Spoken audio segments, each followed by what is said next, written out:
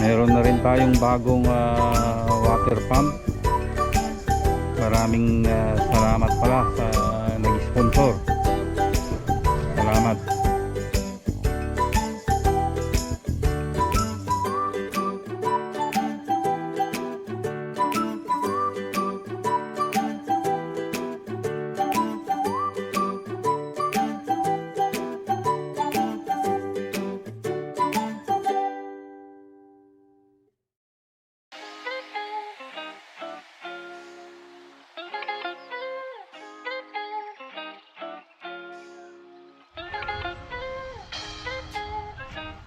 Tuloy pa rin ang hukay dito sa likod.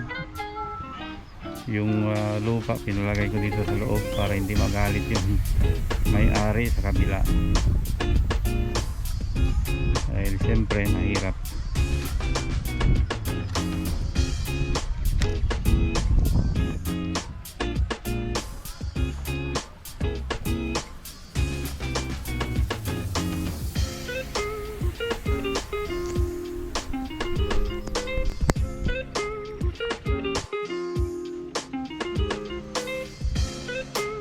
Yun lang, nilalatag na yung hose na binili.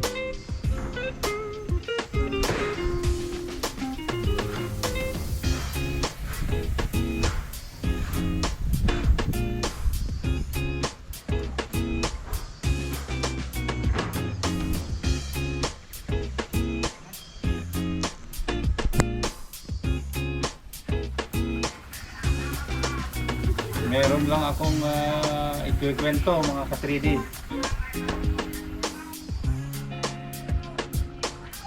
Yan sa bandang yan. Yan sa may maliit na puno na yan.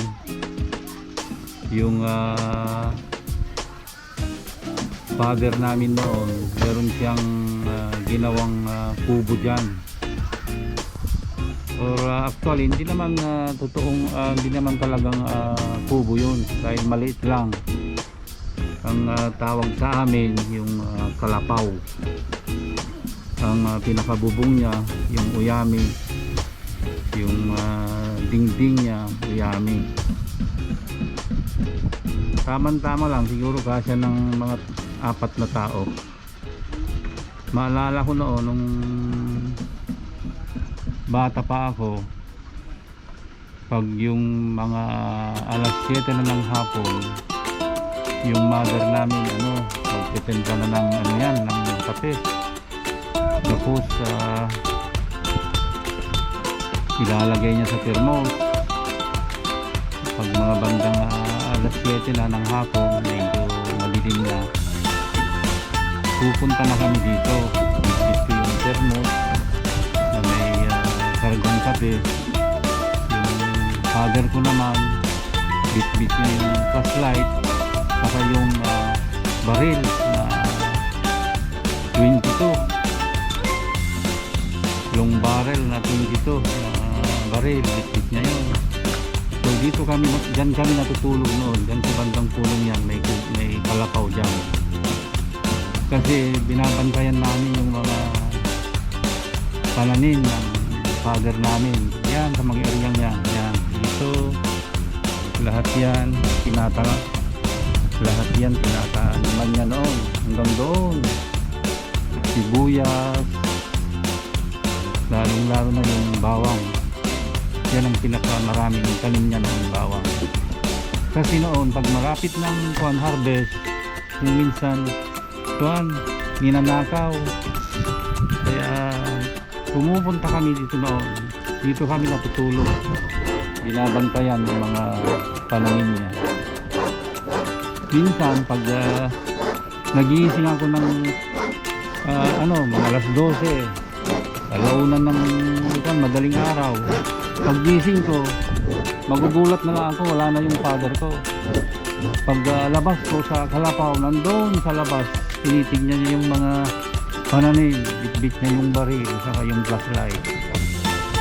At saka yung bandang yun, banda doon, merong ilog dyan. Grade 2 pa lang ako, natuto na akong lumangoy kasi malapit kami sa ilog. Yun, yung banda doon.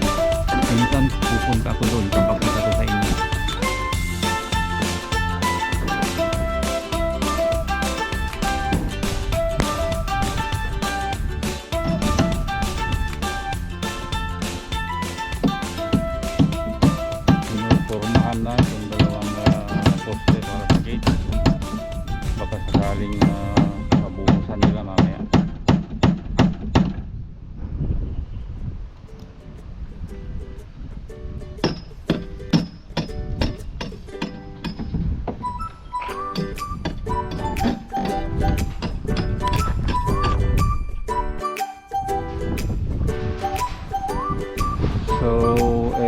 kesame.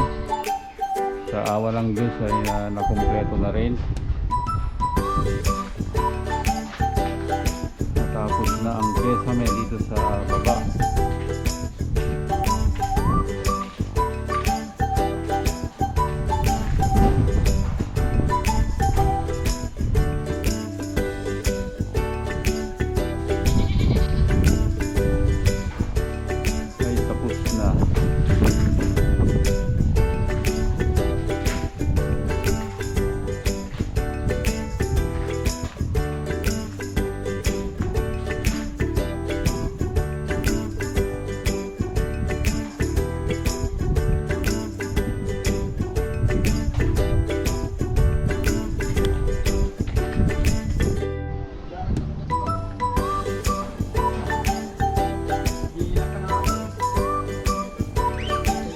Ukay sa likod.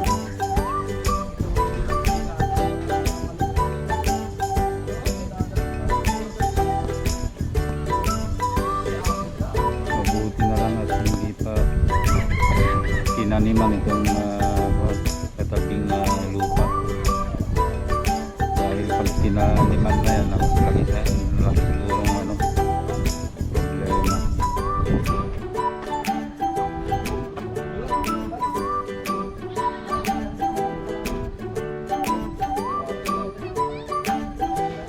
Sabi ko sa kanila, yung pinagbukayan dito lang sa loob, maglagay sa kabilang lupa, baka magalit yung may-ari.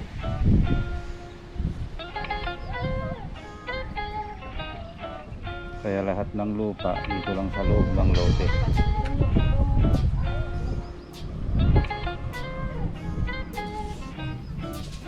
Nagsunog sila doon sa isang butas kasi daming langgam.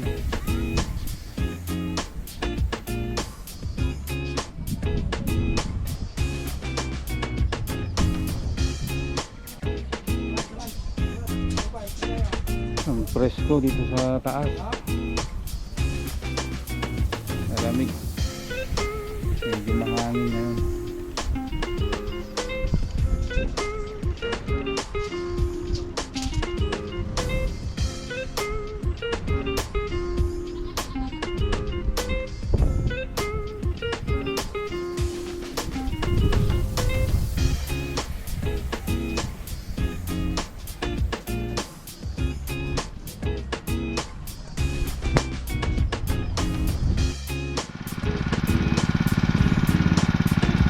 Ito na, naikabit na yung hose sa water pump. Maandar na rin tong water pump. Dito na sila kumuha ng tubig para sa kasi bubuhusan nila yung dalawang poste para sa gate. Kaya naikabit na tong hose. Kinakargan na yung drum doon. Bubuhusan nila yung dalawang poste para sa gate.